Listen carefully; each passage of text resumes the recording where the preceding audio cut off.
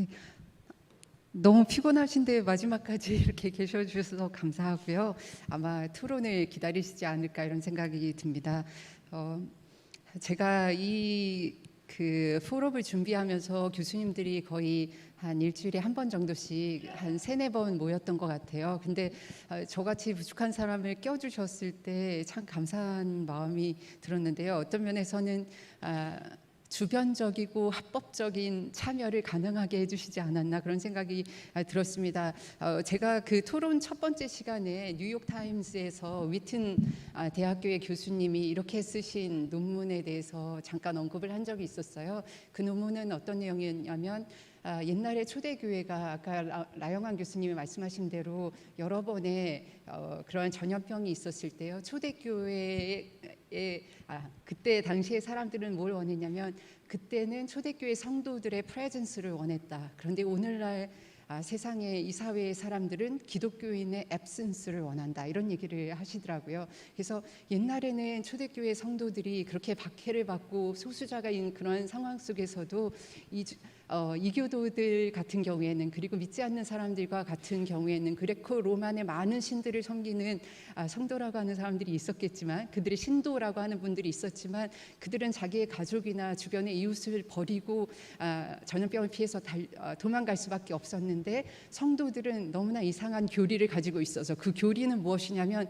하나님이 성도들을 너무나 사랑하셔서 그들이 서로 사랑하지 않고서는 그 하나님을 기쁘시게 할 수 없다라고 하는 그 초대교회 시대에는 고대 시대에는 너무나 놀라운 교리였기 때문에 이 성도들이 남아 있었던 거예요. 그래서 모든 간호나 병원 시스템이나 백신 같은 것들이 존재하지 않는 세상에서는 끓는 물을 주고 먹을 것만 줘도 사람들이 생존할 비율이 훨씬 더 높았다라고 얘기를 하고 있죠. 그런 면에 있어서 그들의 프레젠스가 그 고대 시대의 전염병 시대에는 축복이 되었는데 오늘날 사회에는 왜 기독교인들의 앱센스를 사회가 요구할까라는 이런 질문에 이렇게 질문을 제가 던졌는데요. 교수님들도 되게 좋게 반응을 해주셨어요. 근데 전 답이 없더라고요. 그래서 제가 이 마지막 시간까지 기다려주셨음에도 불구하고 약간 자기 반성적인 코멘트로 끝나야 되지 않을까 하는 그런 생각이 좀 들었습니다. 그리고 특별히 이 존경하는 교수님들은 너무나 애쓰고 수고하셔서 만든 것들로 말씀해 주셨는데 그렇지 못한 것들이 너무 많아서요. 아까 이 포럼을 시작하면서 예배로의 부름을 기도를 해주셨던 목사님이 이와 똑같은 말은 아니지만 이런 기도를 해주셨어요. 그냥 전국에서 고군분투하는 분들이 이 총회에서 포럼을 한다고 하니까 한 자리에 모여서 생각하고 고민하려고 모였다라는 그런 기도를 해주셨는데 어떤 면에서는 처음 가보는 길이라서 길이 없는데요. 그래도 같이 고민하면 좋을 것 같아서 저도 몇 가지 문제를 그냥 던져보고 그렇게 마무리하려고 합니다. 저도 너무 PPT가 50장이에요. 저희 학생들은 아는데 처음 다가는 괴로움이실 것 같은 그런 생각이 드는데 아마 제가 단 제목은 아닙니다. 이 라영환 교수님이 써주신 제목이었는데요. 아마 포스트 코로나 시대의 교회 교육인데 제가 강의를 하고 나면 이런 마음이 드실 거예요. 문자 시대로의 귀환인가 이런 생각이 들 것인데요. 그래도 양해하시고 용서하시면서 들어주셨으면 좋겠습니다. 제가 숙제는 해야겠다라는 생각이 들어서요. 여러 가지 책들이나 또 이제 인터넷 유튜브에서나 아니면 시사나 라디오 프로그램에 있는 여러 포럼들이 이미 이루어졌던 것들을 좀 살펴보았는데요. 거기에는 기독교 세계관이 랑 맞는 도움이 되는 내용들도 있고 조금 다르다 느껴지는 그런 부분들도 있었습니다. 여러분 잘 아시는 내용이니까 제가 빨리 넘어가겠는데요. 누구나 이렇게 얘기하더라고요. 저는 한 학기를 지나면서 코로나 시대가 언제 끝날까 이런 생각을 했는데요. 대부분은 코로나 이전의 시대로의 회복이 아니라 아까 여러분들이 말씀드린 대로 4차 산업혁명 시대를 재촉하는 가속화시키는 그전에는 저항이 많아서 시스템이 구축되지 않아서 주춤했던 것들이 어쩔 수 없는 제한들이 벗겨지면서 뉴노멀로 자리 잡게 될 거다. 디지털 비대면적인 이런 환경들이 뉴노멀이 되겠다라는 얘기를 하죠. 그리고 생태계의 복원, 코로나의 역설이다 이런 얘기를 많이 들었고요. 저는 어떤 연구소의 학자였던 그분이 이렇게 말씀하시는 걸 듣고 깜짝 놀랐어요. 그 기독교인이 아닌 것 같아 보였는데요. 그런데 그분이 이렇게 얘기하시더라고요. 여태까지 인류의 역사 속에서 인간의 무한한 욕망을 이렇게까지 다 인정했던 시대는 우리 시대밖에 없다라고 얘기를 하더라고요.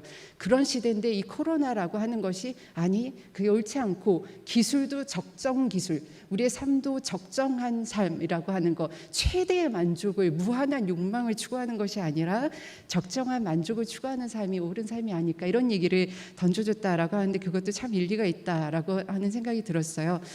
그리고 또 어떤 분들은 이렇게 통제사회가 되면서 시민사회의 공동체 역할이 강조되지 않는가, 자꾸 모이지 말라고 함에도 불구하고 사람들은 국가가 너무나 거대한 힘을 갖게 돼서 우리가 온건한 독재에 우리도 모르게 이렇게 우리의 모든 권한들을 내어주게 되는 것이 아닐까라는 두려움. 저번에 유발 하라리가 이런 얘기를 하더라고요. 옛날에는 우리의 스킨을 보고 서베일런스를 했었는데 지금은 우리 스킨 밑에 있는 것까지 다 살펴보면서 우리를 감시하기 시작할 수 있는 그런 사회가 됐다라고 얘기를 하더라고요.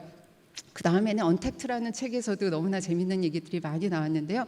거기에서 나오는 공동체 속에서의 언택트 이런 거는 배울 흥미로운 것이 많이 있었어요. 거기에 나오니까 초연결 시대임에도 불구하고 불편한 소통 대신에 편한 단절, 선택적인 단절을 연결을 이런 추구한다라고 얘기를 하더라고요. 근데 그것도 제가 또 맞는 것 같아요.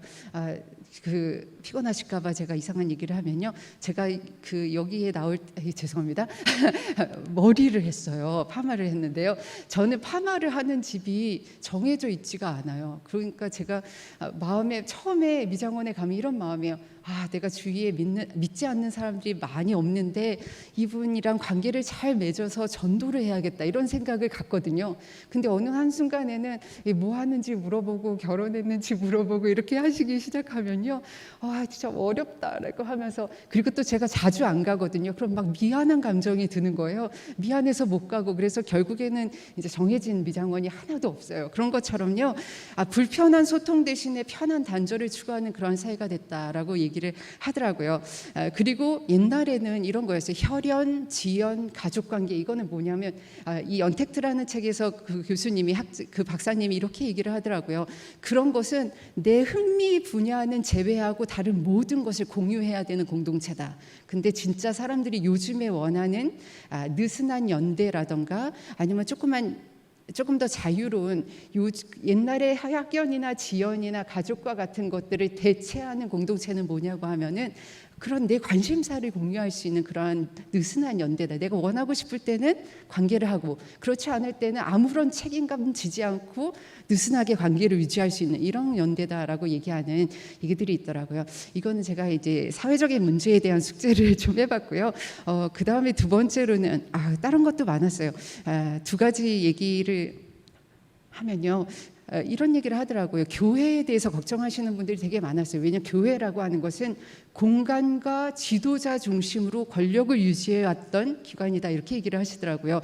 그래서 이제 이렇게 강대상이 있고 성도들이 아래에 앉아 계시고요. 그리고 이렇게 긴 의자를 둬서 가운데 앉은 사람이 밖으로 자주 못 나가게 하는 이런 구조로 공간을 만들어놨다라고 하는데, 그런 면에서 교회는 이 언택트 시대에 이 공간 이런 권력을 유지하기가 어려워질 것이다 이런 얘기를 하더라고요. 근데 저는 한편으로는 그런 생각이 들었어요. 언택트 시대도 우리는 얼마든지 할 수 있겠다. 왜냐하면 옛날에도요, 여러분, 옛날에도 우리가 바벨론 유배를 갔을 때도, 그리고 초대교회 때도 그때는 눈에 보이는 신이 있었고 눈에 보이는 성전에서 제사를 지내는 사람들이 있었는데 우리는 그렇지 않잖아요. 우리는 보이지 않는 하나님을 우상이 없이 원래 섬기던 사람들이잖아요. 그래서 세상이 우려하는 바와 같지는 않을 거다 이런 생각을 한번 해봤습니다.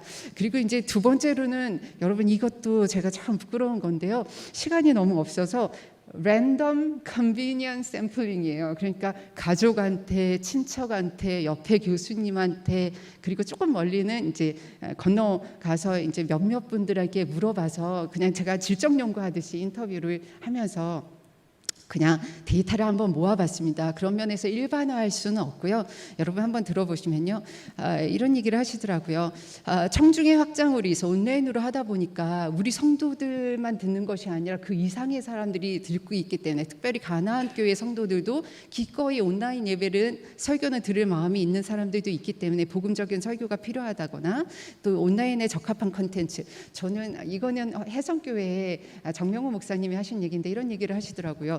해성교회는 우리는 안식년과 같은 시간을 가졌다라고 얘기를 하더라고요. 그러니까 비대면에서 하던 교육을 고스란히 온라인으로 옮겨 놓는 것은 교육의 효과를 반감하는 것일 뿐이지 효과가 없다라고 생각해서 그것과 다른 컨텐츠를 만들었지 비대면으로 하던 걸 그대로 온라인에 옮겨 놓는 것을 하지 않았다, 이런 얘기를 했는데 그것도 재밌는 것 같아요. 그래서 온라인 교육을 통해서 지식 전달 외에 정말 다른 교육의 기능이 가능할 것일까. 아까 라영환 교수님이 이런 얘기를 했었죠. 스쿨링 모델이라고 하는 교수학습자 학교 교육 모델이 있었는데 웨스터호프가 얘기하기를 신앙 공동체 모델이 필요하다, 이렇게 얘기를 했었잖아요. 근데 신앙 공동체 모델을 얘기하면서 웨스터호프 3세가 했던 건 뭐냐면 Will our children have faith예요. 우리의 자녀들이 과연 신앙을 갖겠는가. 거기서 신앙은 지식이나 정보라기보다는요, 신앙의 정체성, 그리스도인과 같이 말하고 생각하고 행동하는 것이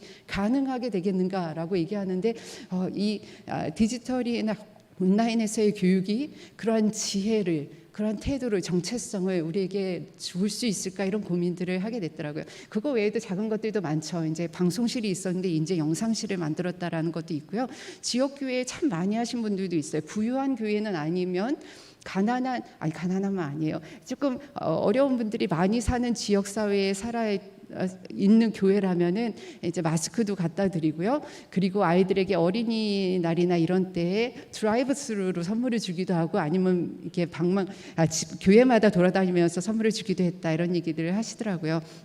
근데 이것도 해성교회 사진인데요. 아까 말씀드린 대로 여기는 패밀리 타임이라고 하는 비긴 어게인이라고 하는 프로그램을 만들었다라고 는데요. 여기서는 이렇게 얘기하더라고요. 대형 교회는 보통 전문적인 인력이 있다. 그러니까 더 필요한 것은 소형 교회를 위한 대책들을 이런 데서 마련해 주는 것이 필요하지 않을까, 그런 얘기를 하셨고요. 제가 교회의 상황 성도님들한테 좀 들어보니 이런 얘기를 했어요. 처음에는 여러분, 제가 이 밑에 있는 이거는 그 아까 전에도 허계영 교수님 보여주셨는데요. 목회자 협의회에서 정말 좋은 연구를 5회에 걸쳐서 발표를 한다 그러더라고요. 거기에서 보니까 여기 세 번째 이런 내용들이 나왔죠.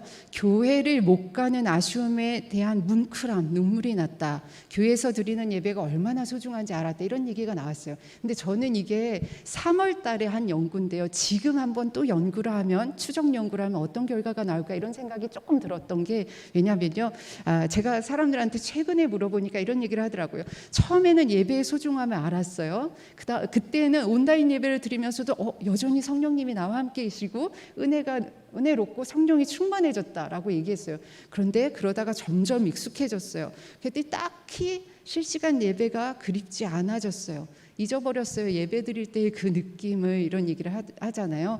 그러니까 성경에 보면, 히브리서에 보면 모이기를 힘쓰라, 마지막 때로 가까울수록 더 모이기를 힘쓰라 했잖아요. 그러니까 모이기를 힘쓸 때 주시는 모든 은혜에 대해서 어느 정도 단절된 느낌이다라고 얘기하면서 이제는 온라인 예배 그만하고 싶어요, 이런 얘기를 하시더라고요.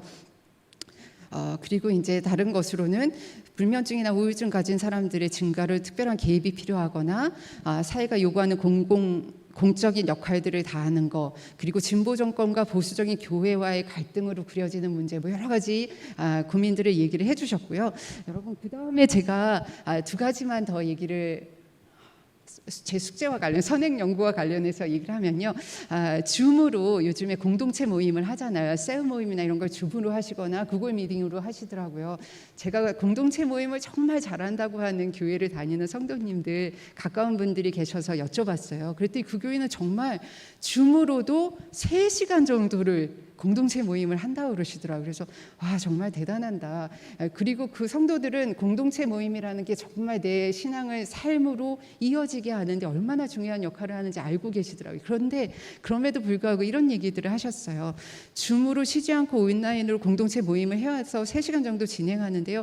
그래도 면대면으로 다르다라는 거. 뭐가 다르냐라고 얘기했더니 성도가 막 아픈 걸 얘기하고 슬픈 거 얘기하고 이러면은 옆에 가서 이렇게 다독여주고 싶은데 다독일 수가 없다는 거예요.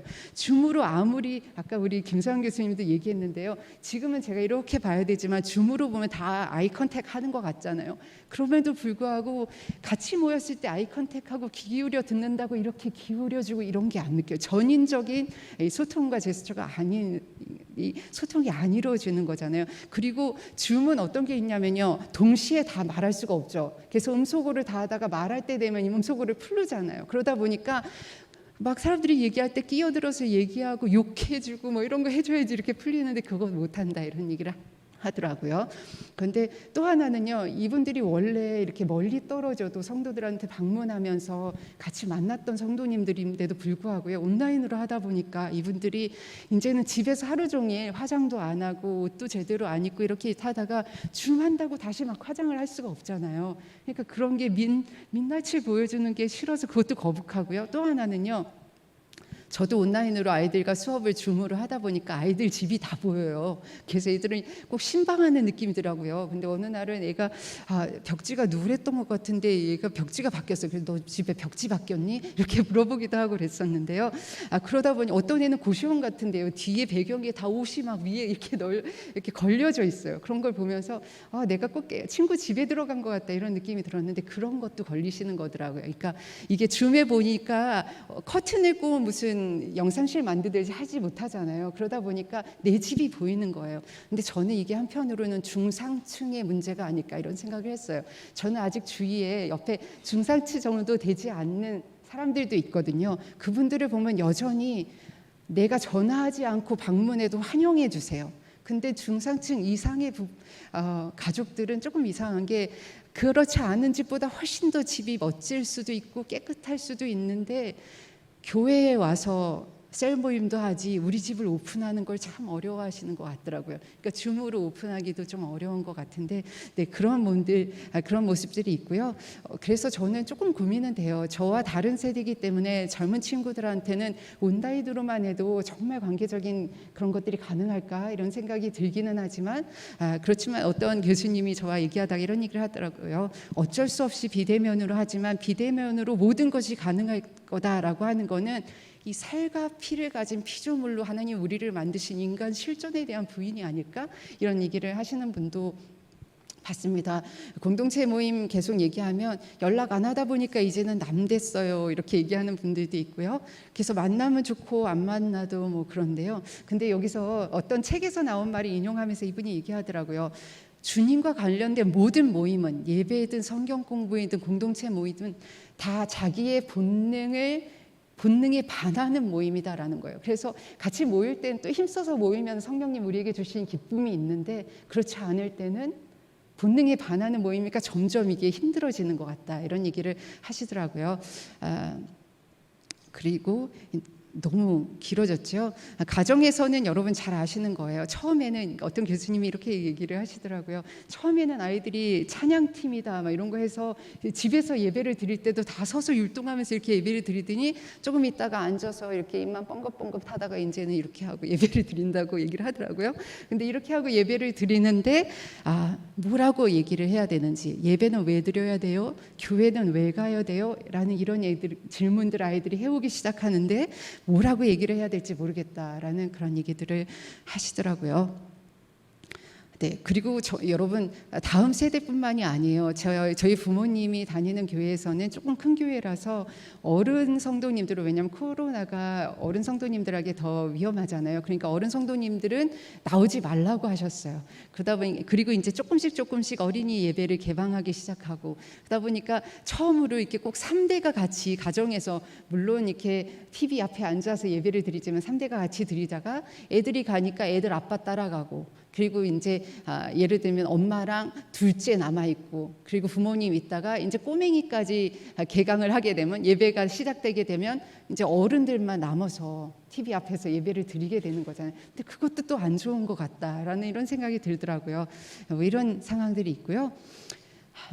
저는 이런 생각을 했어요. 이런 얘기를 교회든 사회든 하는 얘기를 다 들으면서 제가 느낀 느낌은요, 제가 성경적 상담을 배우다가 이런 얘기를 폴 트립이 이렇게 얘기를 하더라고요. 이 컵에 뭐가 담겨 있는지 다 모르지만 여기 hit이 탁 왔을 때, 쾅 하고 충격이 왔을 때 쏟아지는 것은 안에 있는 게 쏟아진다는 거예요. 여기 주스가 담겨 있으면 주스가 나오고, 커피가 담겨 있으면 커피가 나오는 거예요. 그래서 지금 코로나라고 하는 환경이 도전이 우리에게 주어졌을 때 이게 쾅 했는데요, 새로운 문제가 튀어나오는 것 같지는 않아요.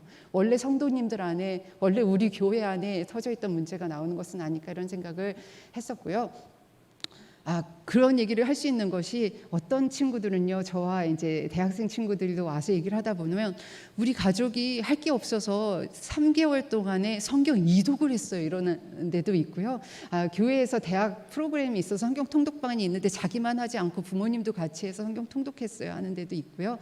그리고 재택근무를 해서 가족이 한 번도 같이 못 있은 적이 없는데 다시 가족이 모여서 시간을 보내게 됐다라는 데도 있고, 갈등이 심화됐다 하는 데도 있죠. 그렇죠?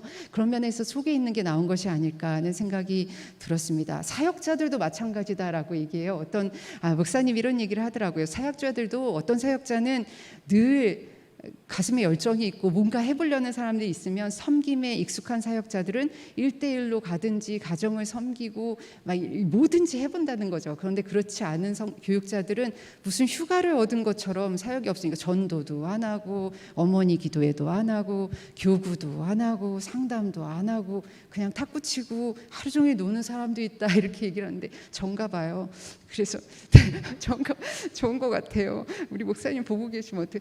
근데 그런데요, 그런 분들도 있다라고 얘기해서요, 이미 가지고 있던 것이 나온 경우가 아닐까 하는데요. 이것도 제 친구 교회예요. 봉신교회라고 하는 교회인데요. 그 전에는 하지 않았는데 이렇게 온라인 영상 열심히 배워가면서 찍고요. 이렇게 교회 아이들 찾아가면서 선물 주고, 그러다가 지난번에 코로나가 좀 안정된다니까 애들 환영하려고 이렇게 어서와 얘들아 이런 것들까지 만들어서 준비해 놓고요. 이번에 처음으로 예배를 드린 것 같아요. 그랬더니 들어갔더니 이렇게 해요. 요나를 가르치면서 이렇게 많이 꾸며놨어요. 이게 대형 교회가 아니에요. 이 친구 교회가 한 20명 30명뿐이 안 되거든요. 근데 정말 모든 걸 다 쏟아부어서 이렇게 하는 교회들이 있더라고요. 근데 저 끝나야 되는 거 아니에요? 그리고 이제 마지막에 그 작은 교회 사회를 하는 사례만 들어봤어요. 근데 이런 얘기를 하시더라고요. 작은 교회는 예배를 거의 못 드렸을 거예요, 이렇게 얘기를 했어요. 그러니까 온라인 예배를 그러니까 오프라인으로 꾸역꾸역 드렸다라고 얘기하는 거예요. 왜냐하면 온라인으로 기술적인 장비도 없지만, 두 번째 이유는 뭐냐면요, 아무리 생각해봐도 믿음이 약하시기 때문에 온라인으로 만들어봤자 그걸 일부를 찾아서 들을 사람이 없다는 거예요. 얼마나 사람은 다 여기 와서 5명이나 3명이라도 앉아있지, 온라인 만든다고 누가 더 오지 않는다라고 얘기해서 못했다라고 하시더라고요. 그리고 어린이 부서, 여기는 어른들은 소수지만 어린이 부서는 굉장히 많았거든요. 근데 이런 얘기를 했었어요. 그 뒤에 거를 제가 먼저 볼게요. 뒤에 거를, 원래는 정말 몇 년 동안, 한 10년 가까이 되는 동안 한 번도 전도를 빠짐없이 나갔다라고 하더라고요. 근데 지금은 학교 전도를 나간 거죠. 수요일마다 학교 전도를 나갔는데 비가 오나 눈이 오나, 근데 애들이 학교를 안 가는 거예요. 그렇죠? 그리고 아이들을 어디서도 만나기가 어려워요. 요즘엔 좀 놀이터에서 만나지만 그 전에 놀이터에서도 만나기가 어려웠잖아요. 그래서 아이들도 만날 수 없고, 라이브로 아이들을 해도 이 교회에 오는 아이들은 대부분 안 믿는 아이들인데 부모님이 주지 않는 거예요. 핸드폰을 주지 않고 영상을 보여주지 않는 거니까. 그래서 도대체 뭘 할 수 있을까, 그런 고민이 들었다고 하더라고요. 뒤로 잠깐 돌아가면요, 그래서 이것저것을 해보는데요, 이런 얘기를 해요. 아까 전에 우리가 디지털 격차라는 얘기를 했었는데요, 디지털 격차만은 아닐 수 있는 것 같아요. 디지털 기기가 있어도요, 조금 경제적인 형편이 어려운 가정이나 맞벌이 부부는요, 누군가가 옆에 붙어 있지 않으면 그거를 지도해주고 보여줄 사람들이 또 없잖아요. 그래서 그런 것도 참 어렵다. 그래서 디지털 격차만이 아닌 그런 갭들이 우리 안에 존재하구나, 이런 생각들을 해봤고요. 그래서 이제 결국에는 작은 교회는 너무나 방법이 없고 고민이 있냐고 해도 할 말이 없다. 왜냐하면 다 고민이기 때문에 어떤 걸 꼬집어서 이게 어렵다라고 말하기가 어렵다라고 얘기를 해주시는 거를 들었습니다.